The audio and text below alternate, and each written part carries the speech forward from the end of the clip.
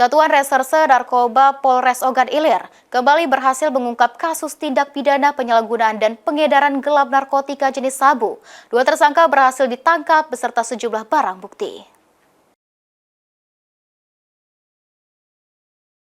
Inilah dua tersangka pelaku penyalahgunaan dan pengedaran narkotika jenis sabu, masing-masing berinisial F, 41 tahun, dan M, 31 tahun, yang merupakan warga desa Pulau Semambu, Dusun 5, Kecamatan Indralaya Utara, Kabupaten Ogan Ilir.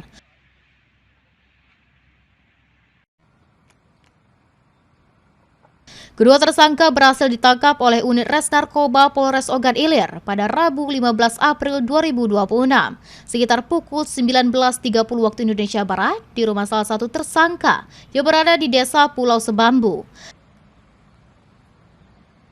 Kasih Humas Polres Ogan Ilir, Kompol Herban, membenarkan penangkapan tersebut. Kedua tersangka diduga kuat berperan sebagai pengedar narkotika jenis sabu. Penangkapan ini berawal dari informasi masyarakat yang menyebutkan bahwa lokasi tersebut sering dijadikan tempat transaksi narkotika.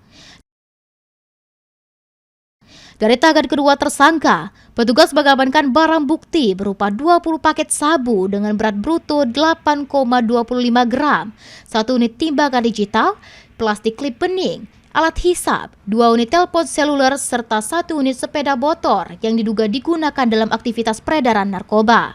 Ahmad Romawi, PAL TV.